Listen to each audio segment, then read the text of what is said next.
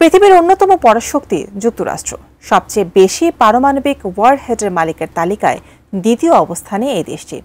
অপরদিকে ইসরায়েলও গোপনে তাদের সামরিক ভান্ডারে পারমাণবিক অস্ত্র সঞ্চয় করেছে, যদিও আনুষ্ঠানিকভাবে তা কখনো স্বীকার করেনি। কিন্তু প্রশ্ন হলো, নিজেরা পরমাণু অস্ত্রে সজ্জিত থাকলে ইরানকে বাধা দিচ্ছে কেন? বিশ্ব রাজনীতির এই দ্বিমুখী নীতির পেছনে আসল কারণ কি? বিস্তারিত আরিফ হাসানের প্রতিবেদনে। পারমাণবিক ওয়ারহেড এটা শুধু অস্ত্র নয়, এর মূল বিষয় হল ক্ষমতার ভারসাম্য, আধিপত্য এবং নিরাপত্তার নিয়ন্ত্রণ। বিশ্বে 9টি দেশের কাছে প্রায় 12,500টি পারমাণবিক ওয়ারহেড রয়েছে। এই তালিকায় সবথেকে বেশি রয়েছে রাশিয়া ও যুক্তরাষ্ট্রের। এমনকি ইসরায়েলও গোপনে নিজেদের সামরিক ভান্ডারে পারমাণবিক অস্ত্র সমৃদ্ধ করেছে।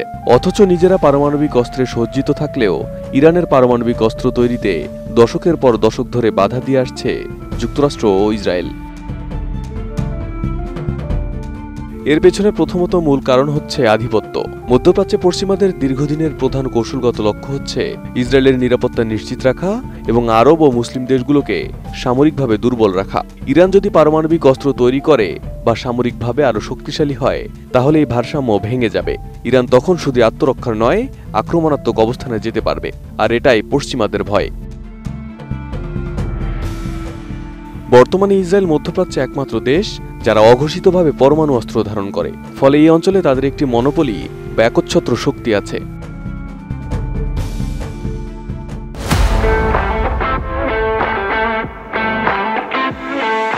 ইরান যদি পারমাণবিক ক্ষমতা অর্জন করে, তবে সেই একচ্ছত্র আধিপত্যের চ্যালেঞ্জ আসবে। ইসরায়েলের চারপাশে অনেক শত্রু দেশ রয়েছে, তাদের মধ্যে সবচেয়ে ক্ষমতাবান ও আদর্শিকভাবে বিরোধী হচ্ছে ইরান। এছাড়া মধ্যপ্রাচ্যে ইরান শুধু একটি রাষ্ট্র নয়, বরং এটি একটি শিয়া ইসলামী বিপ্লবের প্রতীক। তারা মধ্যপ্রাচ্যে শিয়াপন্থী গোষ্ঠীগুলোকে সহায়তা করে, যেমন লেবাননের হিজবুল্লাহ, ইয়েমেনের হুতি বিদ্রোহীরা এবং ইরাক সিরিয়ার বিভিন্ন মিলিশিয়া। ইরান সামরিকভাবে শক্তিশালী হলে এসব গোষ্ঠীর ক্ষমতা বাড়বে, যা সৌদি আরব, ইসরায়েল এবং যুক্তরাষ্ট্র কোনো পক্ষেই চায় না। এদিকে মধ্যপ্রাচ্যে অস্ত্র বিক্রি পশ্চিমাদের অন্যতম বড় ব্যবসা। সৌদি আরব, সংযুক্ত আরব আমিরাত, কুয়েত, কাতার, এমনকি ইসরায়েলও পশ্চিমা অস্ত্রের সবচেয়ে বড় ক্রেতা। ইরান শক্তিশালী দেশ হলেও দেশগুলো ভয় পেয়ে আরো বেশি অস্ত্র কিনবে।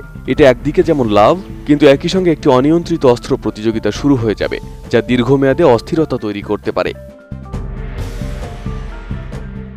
এছাড়া ইরান একটি ধর্মভিত্তিক বিপ্লবী রাষ্ট্র, যারা পশ্চিমাদের আধিপত্যকে সরাসরি প্রত্যাখ্যান করে।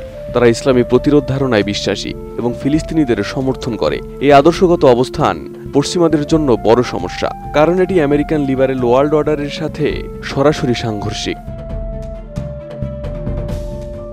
নিরাপত্তা বিশ্লেষকদের মতে, এক কথায় পশ্চিমারা চায় না ইরান পারমাণবিক অস্ত্র বানাক, কারণ এতে ইসরায়েলের নিরাপত্তা হুমকিতে পড়বে, মধ্যপ্রাচ্যে ক্ষমতার ভারসাম্য বদলে যাবে, পশ্চিমাদের মনোপলি বা একচ্ছত্র নিয়ন্ত্রণ দুর্বল হবে এবং মুসলিম বিশ্বের মধ্যে একটি আত্মবিশ্বাসী স্বাধীন নেতৃত্ব গড়ে উঠবে, যা তারা সহ্য করতে পারে না।